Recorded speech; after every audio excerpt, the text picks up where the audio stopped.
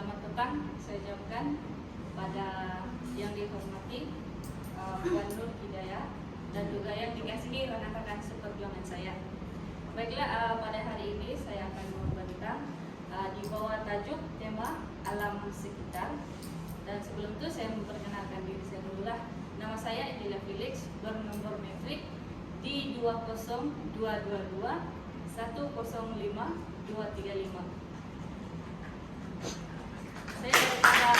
Saya daripada kumpulan 3. Baiklah, sumber bahan yang saya perolehi, yang pertama jenis bahan yaitu jurnal dalam talian, dan nama bahan ini adalah Geographia Malaysian Journal of Society and Space, dan judul ataupun tajuk bahan saya adalah Fenomena El Nino dan Impak Terhadap Hasil Tangkapan Ikan, Kajian KES di Sabah, Malaysia. Penulis adalah Ricky Anak Kemarau, Nur Ashikin Muhammad Nur, Oliver Valentine Iboy, Hong Tek Sing, Nick Nurliality, Fitri Muhammad Nur, dan Stanley Anak Suap. Tahun penerbitan adalah pada 30 Ogos 2023. Dan ini adalah jurnal yang saya beritahu sebentar tadi. Oke, kita masuk pada pengenalan.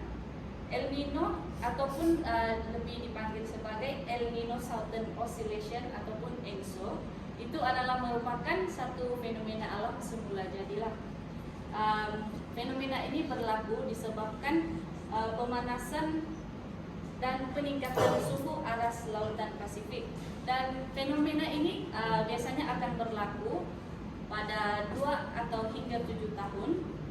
Dan fenomena ini menyebabkan perubahan cuaca yang melampau. Contohnya akan hujan di kawasan ataupun di daerah yang kering, manakala akan menjadi kering ataupun kemarau di daerah yang basah lah. Dan seterusnya adalah gangguan terhadap sistem iklim global. Fenomena ini memang mengubah pola hujan dan suhu dunia kita. Dan seterusnya kesan terhadap pertanian dan ekonomi. Oke, ini memberikan kesan yang negatif pada pertanian karena ia dapat mempengaruhi produksi makanan.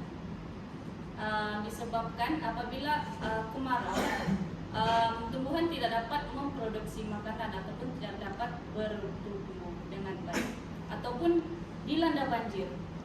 Tumbuhan akan rusak sebab dilanda banjir, dia akan musnah.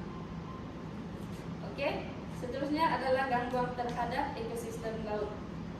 Ini berlakulah di lautan di mana berlakunya migrasi spesies ikan. Oke.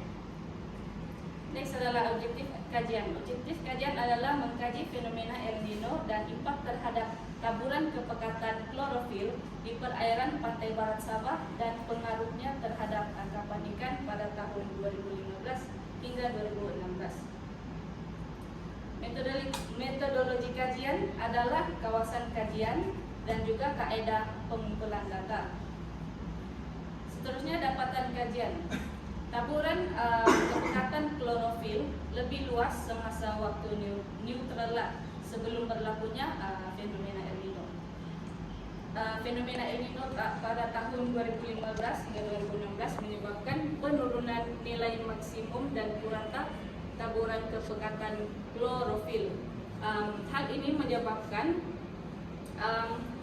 penurunan hasil penangkapan ikan disebabkan apabila berlaku fenomena El Nino ini, ikan akan mencari di kawasan yang berkesesuaian dengan spesies mereka, itu mencari suhu yang sesuai lah. Sebab itu mereka bermigrasi.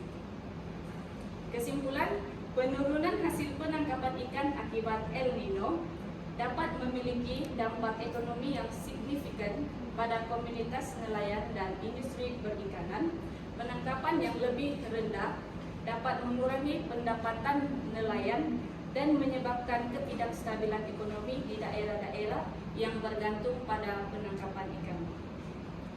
Dan akhir kata daripada saya, kadang kita perlu gila untuk menghadapi dunia yang semakin menyala-nyala. Menyala teman. Oke, ada soalan? Kan tadi ada mention pasal kepekatan Ya. saluran klorofil itu kan. Daripada mana data itu diperoleh? Oke, data itu diperoleh daripada penderiaan jauh, yaitu dinamakan sebagai Satellite Moderate Resolution Imaging Spectroradiometer ataupun dipanggil sebagai MODIS. Ya, terima kasih.